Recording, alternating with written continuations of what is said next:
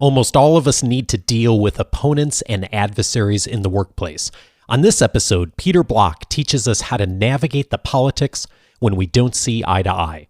This is Coaching for Leaders, episode 328. Produced by Innovate Learning, maximizing human potential. Greetings to you from Orange County, California. This is Coaching for Leaders, and I'm your host, Dave Stachowiak. Leaders aren't born, they're made. And this weekly show gives you access to the practical wisdom that will empower you to become a better leader. It's probably been 10, 15 years that I have been recommending the book, The Empowered Manager by Peter Block. Whenever a leader comes to me and says, I'm trying to navigate politics in the workplace, or I'm overcome by organizational politics, what's the right framework in order to navigate that well? This is always my first recommendation, and I'm really thrilled today to be able to welcome Peter Block to the show. He is someone who's really been an inspiration and a touchstone for many of us who want to think about organizational politics and so much else about working with people in an effective way. Peter is an author, consultant, and citizen of Cincinnati, Ohio. His work is about empowerment, stewardship, chosen accountability, and the reconciliation of community. And he is the author of several best-selling books, including Flawless Consulting, A Guide to Getting Your Expertise Used, Stewardship, Choosing Service Over Self-Interest, and what we're going to be speaking about today, The Empowered Manager, Positive Political Skills at Work. And he is also a partner in Design Learning, a training company that offers workshops designed by Peter to build the skills outlined in his books. Peter, so glad to welcome you to Coaching for Leaders. Well, thank you, Dave, and thanks for caring about this work for a long period of time. It's very, very nice. You write a book and you wonder, was there a reason to do it? And so you give me a reason. Thank you. Oh, I'm so glad. I've just found this book to do a brilliant job of, I think, two things. On one hand, capturing the complexity that is due of organizational politics, because it is very complex. And also at the same time, there's a simplicity and an accessibility about it that I've always appreciated. And the chapter in particular on negotiating with allies and adversaries, I found to be so helpful to so many of us in how to navigate this. But I want to step back for just a second and ask you about the word politics, because it comes with a lot of baggage these days. And something you said in the book really strikes me. We become political at the moment we attempt to translate our vision into action. Tell me more about what that means. Well, leadership to me is the capacity to initiate an alternative future. Okay, I will make a distinction between leadership and management. Management is giving order to the world. Needed, good thing. Leadership is to have created in the world. And to be political is to be willing to take a stance. It's to be willing to care about something, to have a set of values. And politics, and to be political, means I've shown up. And much of the world is naively peace-minded and saying it, and most organizations are conflict averse, anxiety averse. They want things to go well. They want the not dominant value of institutional life is consistency, control, and predictability. And for years we would do studies about climate and culture. And the first response, no matter what we found, was, I'm not surprised. As if the biggest fear was to be surprised. Oh, you say the place is hell, the building fell down over the weekend? We expected that. And so this is the dominant. And so to be political is to be willing to wade into the world that wants consistency, control, and predictability and take a stance. And there's nothing negative about that. There's nothing negative about being powerful. I wrote the book before I named it, because I thought it was about positive politics at work. And then I read the book, and after you write it, then you ask yourself, what is this book now about? And when I said, how about calling it empowerment? So no, you can't use the word empowerment. It's too threatening, it's too unsettling. Power to the people. This was 1987. We're recovering from the 60s. And the heck with it. It's about empowerment. So to be empowered is to feel you have a choice to create the kind of organization you want to inhabit. It's not a verb. You don't empower other people because that's patronizing in its nature. And so to be political, but then you talk about what kind of actions we might call are useful, have integrity, take a stand, give expression to something we believe in. And unfortunately, the manipulative side of ourselves has captured the word political as if it's something negative. But 100 years ago, 200 years, being a politician was honorable. Mm. Now we can't even get the best people to run. To be a public servant was honorable. And now we say, oh, well, he's a politician. So part of my intention in that language, and even in this discussion, is to make noble valuable again. The fact that I came here to push, I came here to stand, I came here to create, we came here to do this. Now I'm going to do it in as reciprocal, ethical, balanced a way as possible. I was having a conversation with a client, leader in an organization recently, a large government organization, and he was making the point to me that a lot of the people that feel very disenfranchised in the organization have made the choice to see politics as always a negative. And the people who are the fewer and further between, who really see the opportunities and are able to influence in positive ways, have done what you just articulated, Peter, have seen politics.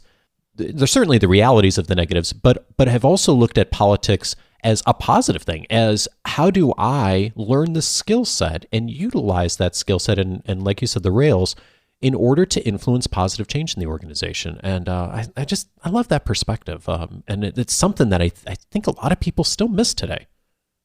I think the best of politics is to have a stance, recognize my interests, pursue my interests, but pursue them in a way that honors yours.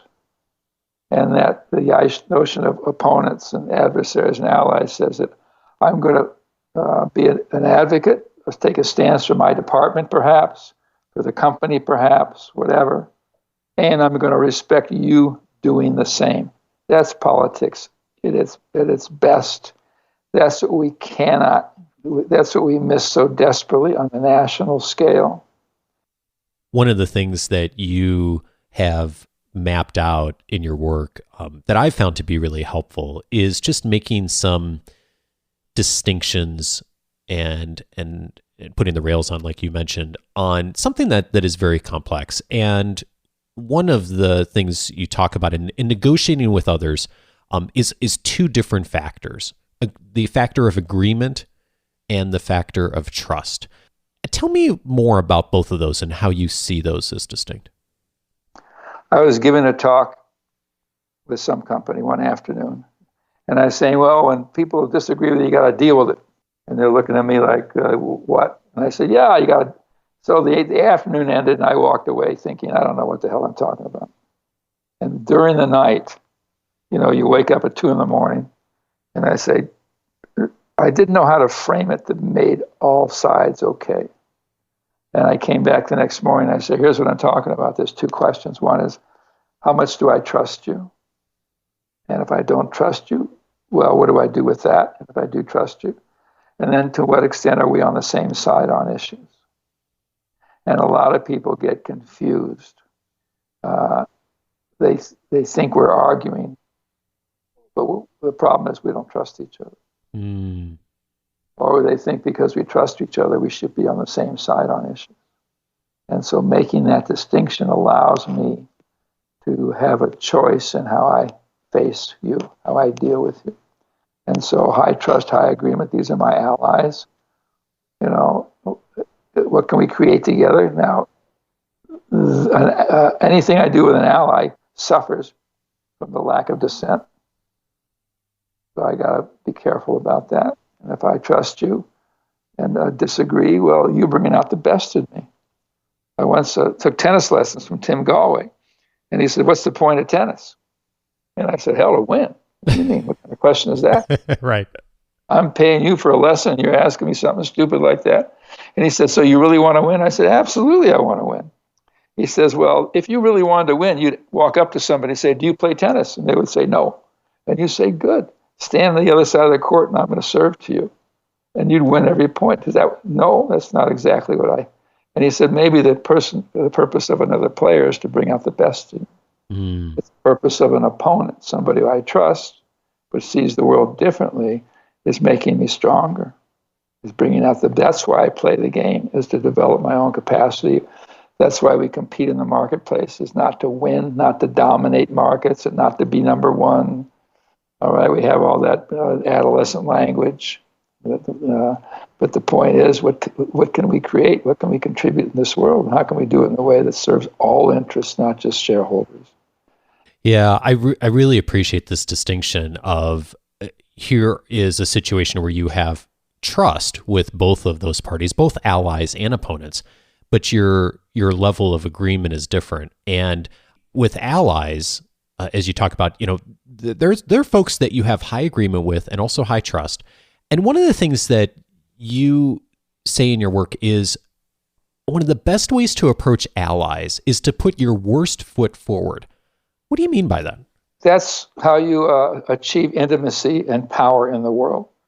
Your power, my power, comes from my willingness to be vulnerable. If I have to have it together all the time, then you're only getting part of me. You're getting a construction, you're getting a role player, and too much in work life, it's role playing. Play the role of a manager. Look good all the time. PowerPoint is a way, power is the point. The purpose of PowerPoint is for me to stand in front of a bunch of people and not have to say anything. All right, and so it gives me comfort. There's no more bored person than the one running the PowerPoint conversation, because they know exactly where they're going, exactly what they want to say, and they're hoping to get through without disagreement. And so a bigger version of you and I is our willingness to be vulnerable and trust each other. And out of that comes connection, comes affection, comes intimacy, comes our ability to withstand the world. And the world is hard. There is no North Star. There is no happy ending. The world is just hard. And so the vulnerability, and that's the dark side of the masculine side, is we're not good at that. And what's interesting about my worst side of vulnerability is so visible to everybody else except me. I'm the only one that's fooled. So true. By my perfection and my being cool and talking too much and looking good and making eye contact. That's how I got through school. I was leaning forward, making eye contact, and acting as if I was interested. And unfortunately, I didn't learn anything. Oh, was that the point? I don't know. And so that's the idea about vulnerability. Because when you're vulnerable, all you're doing is acknowledging what the world already knows.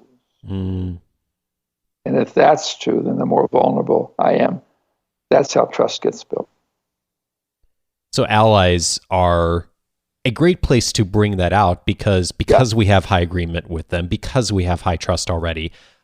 They're the safe people that can really help us to see ourselves in a way that, like you said, it's obvious to everyone else, but we don't necessarily see. Correct. Yeah. And opponents. Opponents also very useful that way. Yeah. Because we trust each other. Yeah, and this is something that I struggled with a bit when I first saw this model and thought about opponents, because I think so many of us, I know I've done it, is we look at opponents and we're fearful about engaging with them, and we sometimes conclude very quickly that we don't trust them, or we don't have trust with them. And yet, like you said with the tennis example, opponents can make us so much better. You said the word confusion a few moments ago. How have you found over the years that you've helped people to move beyond the confusion of confusing the opponent with maybe the adversary? You asked the question, do you trust this person? Well, what do you mean trust? What do you trust them basically to tell you the truth? When they say yes, do they mean it? Do they keep their word? Do you feel you're being manipulated? Such a major distinction there. Yeah. One of the terms I love that you have in the book is the terms bedfellows, and you define that as different than opponents. These are people that we have low trust with, but high agreement. And one of the things you say in the book, I love this paragraph. The traditional view of deal making with bedfellows is smoke-filled backrooms and closely guarded aces played at the 11th hour. Leave this to the movies and the state capitol. Our trip is on Main Street in full view for all to see. Exactly. It's an argument for realism, and not mythology. And people it's very hard to see the world as it is now. Even in the community work I do now, people have stories about what happened 6 years ago that's driving their behavior at the moment. And so I have to let go of my own mythology. One of my favorite quotes in the world is that in Russia, even the past is unpredictable. And I thought, same for me. And so how can I show up in the world and say, well, what's here now? Now, I may have a history with you that leads me to say I don't trust you. But if I am more powerfully driven by an intention, what I want to get done here, what this business needs, what does this community, what's good for the institution, is the only question that allows institutions to be successful. The only way a customer gets served is when a lot of people are saying what's good for that customer, what's good for the business. And for me to do that, I have to let go of my history, of my story about you, at least for the moment. Some people I have a thing about. I can remember people that I was mad at in 1966. and the guy's name was Ed. And I don't know, there's some part of me just doesn't want to give up on that. You talk about 50, him in the book. I know, it's 50 years ago. And I don't know, so I can't live without people on the other, without blaming somebody. I can't, but I don't want to organize my life around that way. Gossip is fine. It's just not powerful. Complaining is fun, but it has no power. As soon as people start complaining in a room, they've chosen helplessness.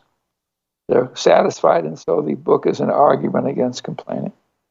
And the bedfellow confronts me most powerfully in that way. Is this: look, if we want to get something done, and I have a history or a story, set it aside for the moment. I'll come. It'll still be there tomorrow, but for the moment, what do we want to do together? What do we want from each other? Let's go ahead and do this.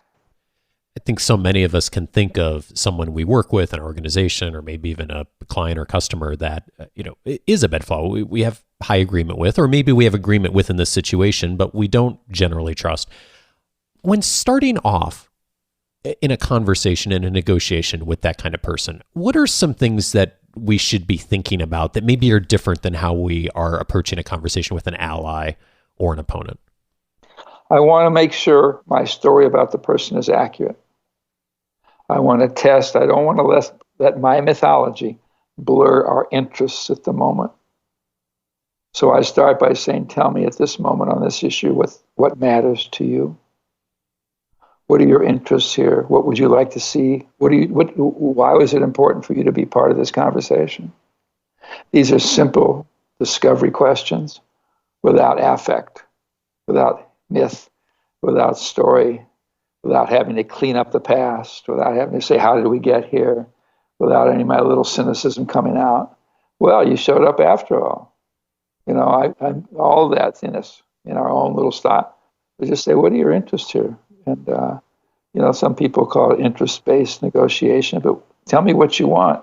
And then when they tell you, you say, let me see if I understand that. Here's what you want with this project. You want it to budget, time, people, outcomes, stuff like that. You want it to report to you, want it to be under your control. You want to handle the public stuff. And I would say, got it. Now let me tell you how I see things. And just try to begin with some kind of balanced, neutral declaration of what we came here for. And you say, why does this matter to you? And every time I ask somebody where there's some at odds between us, why does it matter to you? Our relationship changed at that moment. The relationship changes at that moment. All of a sudden we realize there's something bigger for us to do today, and I can stop being so self-centered and identifying with my position. And to me, that's power. That's real power, and it allows me to be in a room with people I didn't think were possible. The fourth part of this quadrant is the adversaries, those that you have low trust with and low agreement. And Right. you call these folks the most engaging and interesting people we have to deal with. They are. I've spent my life railing against them.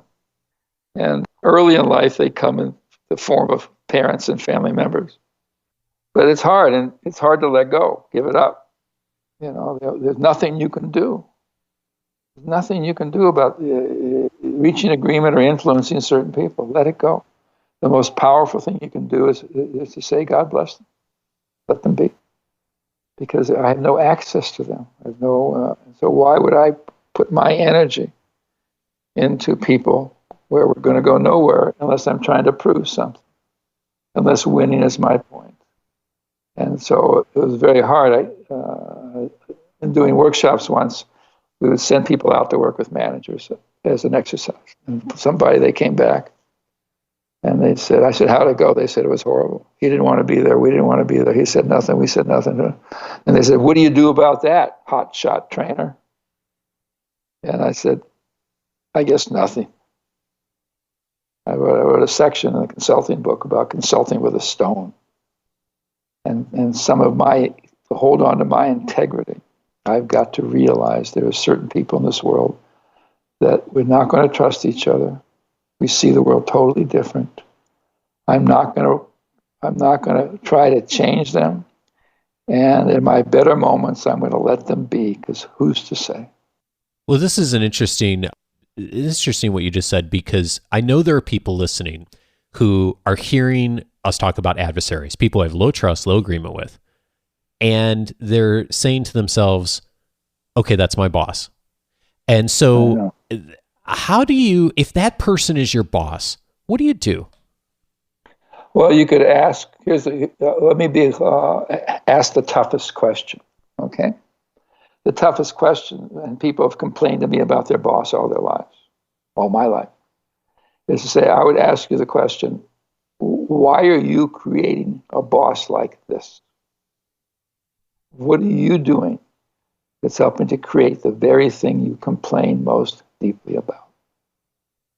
Nobody likes that question. You need a trusting relationship to ask that question. But if I really think my boss is low trust, doesn't see the world like I do, I've got to I got to stop talking about the person that way, because I do have to live with them.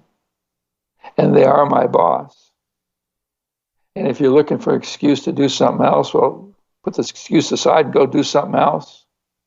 But your boss is not your father, is not your mother. They're just a person doing what they do in the world. Let go of it. And people get very attached, and I think they just haven't worked out their relationship with parents and authority.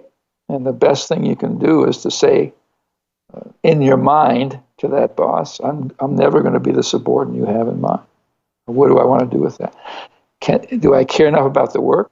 Do I am connected to the people I work with? That's enough. Get off it, then I'll stay.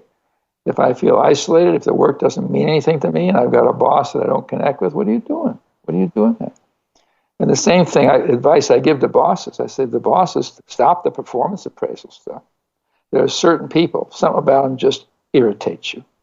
And the best thing you can do is say, Peter, you work for me. Every time you come in the room, I get a little nervous and a little agitated. And I want you to know there's nothing you can do about that. It's just the way it is. So rest in peace. See you tomorrow. And somehow acknowledging that when we have strong negative reactions to other people, it's our projection. Because I have to come to terms with these people that I've been so angry with for so long. Other people love them. And they love other people. So I'm just projecting onto them things inside myself that I haven't come to terms with. And so the question, what am I doing to help create or agitate or magnify that? If I can answer that question, I've reclaimed my freedom for a moment. As you were saying that, I was thinking of a few people I know in my life who are on their maybe third or fourth organization, and the same boss keeps showing up. Not the same person. I know. But exactly. Beautiful. And I've had a few conversations over the years with some of those folks and saying, you're on your fourth iteration of this. The only common factor here is you. Right. And what's the payoff for you to have a boss like that? Yeah. The payoff. What's the payoff to you to keep finding this boss in different bodies? And the payoff is that as long as I can blame it on the boss, I don't have to change. I just had bad luck. One of the points you make is many times people view who they think are adversaries are really opponents. What is it that we miss sometimes in labeling people as adversaries too quickly? We have drawn conclusions from painful moments and named that distrust. Things happen to us in life. Things happen in our relationship. And something doesn't go well. It's painful to me. I feel wounded by it or angry about it. That's going to happen. The question is, what conclusions do I draw from that? That's what defines my narrative. That defines my life. It's not what happened to me in life. It's the story I tell about what happened to me in life. And so for some reason, I've used the language of distrust because of some event that was wounding or painful or made me upset. And so let go of that. Maybe that moment just happened, and you don't have to feel better inside your own heart and soul by making that person someone who's called they're not trustworthy. Because none of us are completely trustworthy. And everybody's got an excuse. Everybody shows up basically and says the dog ate my homework. Dogs don't eat homework. But the conclusions I draw from a bad time with that person, let go of that conclusion. Just call them somebody who you had a bad time. And a lot of times their behavior was driven by things you're not even aware of. You have no idea what's going on in their life. And so anytime I hear myself distrusting strongly, I say, so what's in it for me? Peter, you have accurately captured what I expected from you, which is the complexity of the world in front of us. And I think one of the challenges we have as leaders is to be willing to engage with that complexity, to lean into the discomfort. And I really am grateful for you in the work you've done to articulate some guidelines for us and some thinking in a way to make that really accessible. We've zeroed in on basically one chapter of the book. I consider this the seminal book on organizational politics. And if you are struggling with this in your organization right now, for those of you listening, I think this book is just a fabulous read. It's in its second edition. The Empowered Manager: Positive Political Skills at Work. Peter, thank you so much for your time, your work, your lifetime of service to this industry. I am so grateful for it. Thank you. You're a great audience and great. It's nice having been created by you for a little bit of time. So thank you. The pleasure's mine.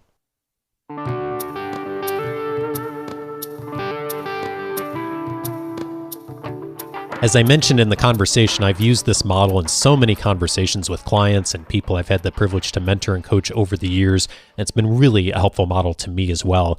So if you know someone in your organization, maybe someone you're leading or someone that you're coaching or mentoring that would benefit from this, I'd certainly encourage you to pass it along. Thanks again to Peter for taking the time to share this model with us. And I have a few pieces of news for you, 3 items of news. One that a few of you may have already noticed. If you have access to the free membership on the Coaching for Leaders website, there is a brand new button on the membership portal that says Book Notes. You may recall I mentioned a few episodes ago that I was starting to publish the highlights that I make when I am reviewing books on my Kindle for interviews. And one of the books I have reviewed recently, of course, is The Empowered Manager here. And I am making available in the show notes a link to that download. But all of this book and all of the other books I have reviewed recently are now available. The highlights, that at least from me, as far as what I think are the things that caught my attention when I was reading the book, and some of my notes are now all available for download in PDF version. You can access those just by activating your free Coaching for Leaders membership. That's at coachingforleaders.com. Just check out the Book Notes button and you will see an alphabetical list of all the books that I've done that with so far. And there's just about a little less than a dozen books up there now, and I'm going to be adding to that more and more as time goes on, now that I'm using the Kindle platform for all of my book highlighting. So I hope you find that to be helpful. I know a bunch of you had downloaded the recent ones and the weekly leadership guides, but those are now going to all be archived on the membership portal. So check that out if you haven't already. Two other pieces of news. I've been getting a bunch of questions in the last week or so of people asking about the Coaching for Leaders Academy and saying, hey, when's the next application going to be? Well, if you are a manager, executive, or business owner, and you're wanting to accelerate your leadership skills, especially coming into the new year here, and if you're looking for objective perspective that you don't find internally and want a team of trusted advisors who provide regular coaching to you on some of the toughest situations and decisions you're dealing with, I hope you'll consider the Coaching for Leaders Academy. You've heard me mention it before. It is an exclusive year-long leadership development cohort that I lead personally. The Academy is an intimate group of participant leaders who work with me to develop excellence and empower each other. And I am going to be opening applications again here in early January 2018. So still a couple of weeks away. However, if you would like to get an early alert when applications open, just go over and visit coachingforleaders.com/academy. That will get you onto the early alert list, and you will be the first, at least among the first people to know when applications do open. So again, early January 2018, go to coachingforleaders.com/academy, and more coming soon in the next few weeks. Now, probably the most timely piece of news, just in the next 24 hours, the course, 5 Days to Your Best Year Ever, is going to be closing. You heard me mention last week that we've affiliated with Michael Hyatt again this year to offer the 5 Days to Your Best Year Ever course. I am participating again myself for the fourth year in a row, and also working personally with a number of you here in the Coaching for Leaders listening community. And if you do elect to participate in the course, I'm inviting you to join with me personally and other listeners to collaborate online. We have just launched a private LinkedIn group for listeners who are participating in the course. It's going to be active through the end of January 2018, and we are off and running. But the deadline is fast approaching. If you are listening to this episode when it comes out, the last day to get access to the course and the LinkedIn group is going to be Tuesday, December 19th, 2017. So if you're listening to this after that and you didn't get in, there will be another opportunity next year. But if you are listening to this right when it comes out, if you decide to participate, here's what you need to do to get access to the course. Go to coachingforleaders.com/best 2018. So again, that's coachingforleaders.com/best 2018.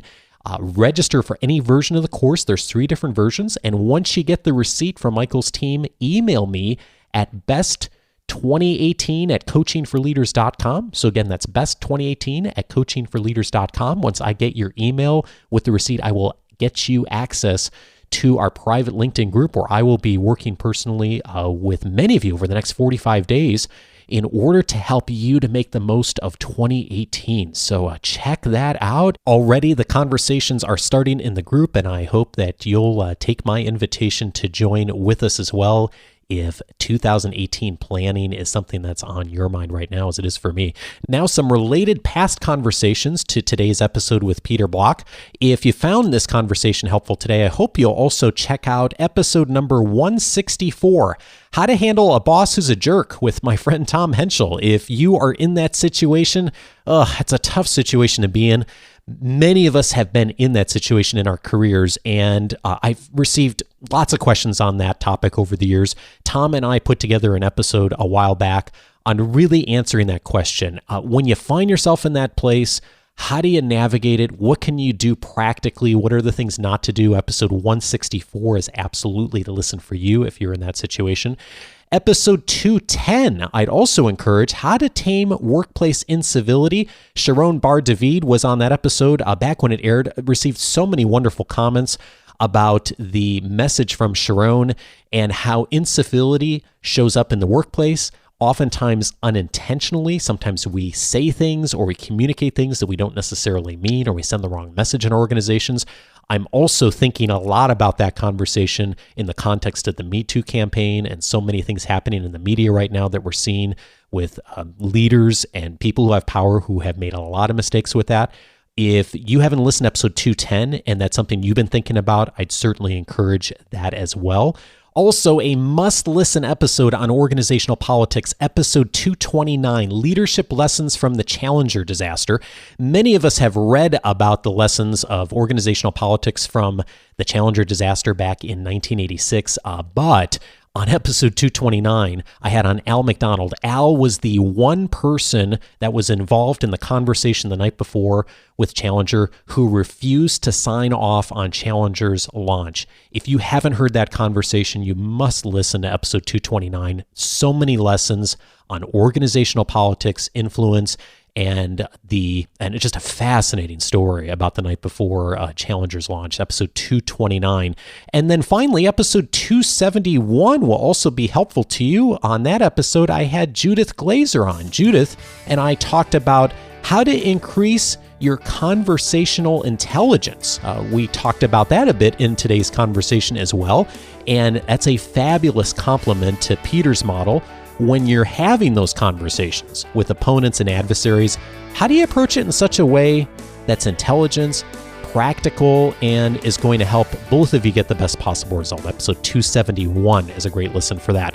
All of those episodes you can reach at coachingforleaders.com/the episode number. Thank you to C22831 for the review on iTunes. I appreciate your feedback. If you'd like to leave a rating or review as well, go to coachingforleaders.com/iTunes. The next Q&A show is coming up in a few weeks here in early January. We skipped it here in December since we did the gift episode back in November. But if you've got a question for us, coachingforleaders.com/feedback. Have a great week and see you next Monday.